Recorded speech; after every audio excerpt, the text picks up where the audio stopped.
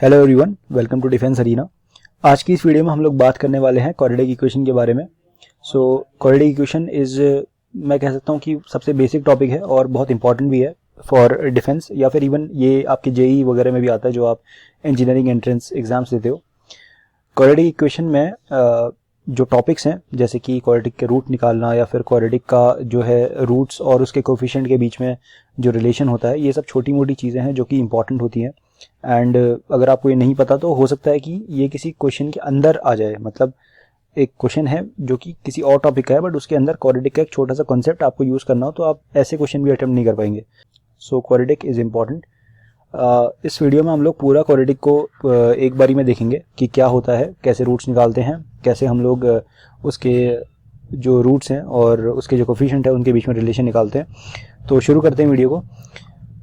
Quadratic equation का जो general form होता है वो होता है ax square plus b x plus c equal to 0। Condition ये है कि a should not be equal to 0। ऐसा क्यों? अगर a 0 के बराबर हो जाएगा तो हमारे पास bx प्लस सी बचेगा, ax स्क्वायर वाला टर्म तो पूरा 0 हो जाएगा। तो bx plus c equal to 0 is a linear equation, it is not a quadratic equation. ये जो क्वाड्रेटिक इक्वेशन है ये इस टर्म की वजह से क्वाड्रेटिक है, ठीक है। और क्वाड्रेटिक होने का मतलब क्या है, इसकी जो डिग्री है वो 2 है, मतलब इसकी जो मैक्सिमम पावर है that is 2। Okay, so this is the general representation of quadratic equation.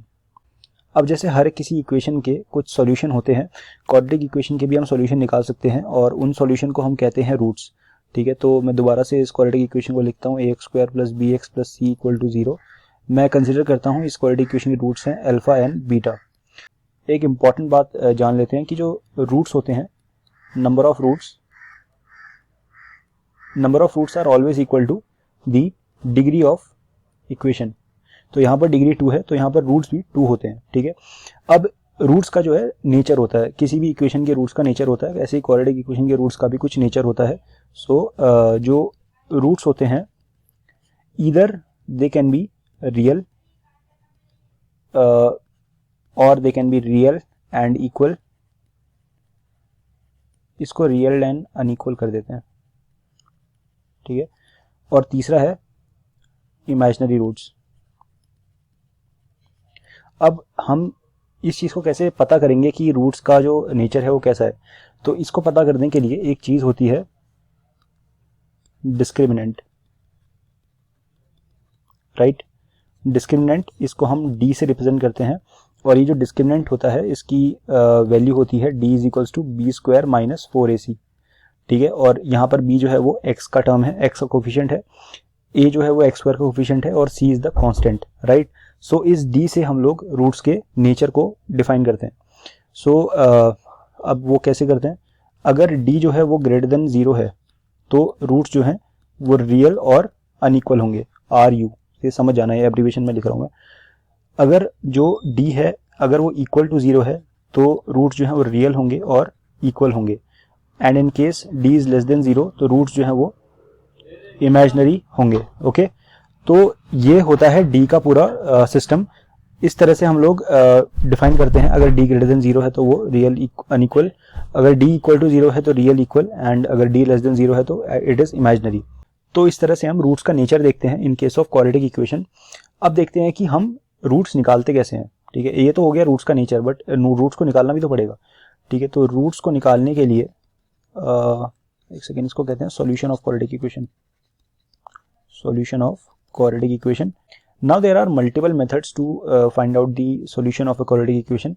उनमें से कुछ होते हैं हिट एंड ट्रायल मेथड, जिसमें आप एक एक करके जैसे -1 डाल दिया, -2 डाल दिया, 1 डाल दिया, 2 डाल दिया, इस तरह से आप रूट्स को फाइंड आउट करोगे। मतलब आपने एक रूट निकाल लिया फिर आप उसकी हेल्प से दूसरा निकालोगे, बट वो बहुत टीडियस टास्क होता है। और हम बचपन में करते थे, कभी 6th-7th में हमने जब डिवीजन ऑफ पॉलिनोमियल्स पढ़ा होगा, ठीक है, तो उस टाइम पे हम लोग ये चीज़ करते थे। फिर उसके बाद एक होता है मिडिल टर्म स्प्लिटिंग, ठीक है। बट मिडिल टर्म स्प्लिटिंग भी काफ़ी ज़्यादा ऐसा है कि मतलब अगर हुआ तो हुआ, नहीं हुआ तो फिर नहीं कर पाओगे उससे, ठीक है। और बहुत टाइम टेकिंग भी हो सकता है कभी कभी। एक तीसरा तरीका होता है जिसे हम कहते हैं बाय फॉर्मूला, ठीक है, बाय यूजिंग फॉर्मूला।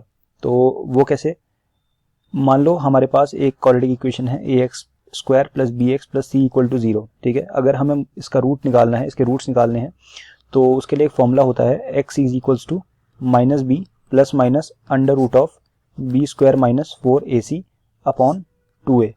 अब यहाँ पर एक चीज़ देखने वाली है, ये जो अंडर रूट के अंदर वाला मटेरियल है, ये वाला, ये क्या है, it is our d discriminant, ठीक है। तो मैं इसको ऐसे लिख सकता हूँ minus b plus minus under root of d divided by 2a। अब आपको एक चीज़ यहाँ रिलेट करनी है, देखो जब मैंने बोला था d greater than equal to 0 है तो मेरे रियल रूट्स आएंगे, ठीक है। क्यों रियल रूट्स आएंगे, क्योंकि अगर हम अंडर रूट के अंदर कोई भी रियल क्वांटिटी रखते हैं तो उसकी हमें रियल वैल्यू मिलती है। लेकिन जब अंडर रूट के अंदर कोई ऐसी क्वांटिटी होती है जिसमें जो नेगेटिव हो, ठीक है, so if there is a negative quantity inside under root it will give us imaginary number.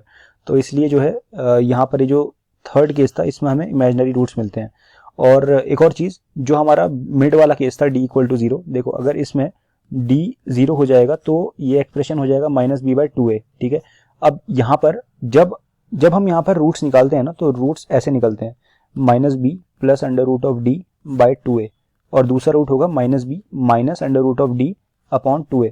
तो एक बार हमने प्लस को कंसिडर किया, एक बार हमने माइनस को कंसिडर किया, इस तरह से हमारे रूट्स निकले। बट अगर वो d वाला पार्ट ही 0 हो जाएगा तो हमारे पास इक्वल रूट्स आएंगे, ठीक है। और वो इक्वल रूट की वैल्यू होगी minus b by 2a comma minus b by 2a, right.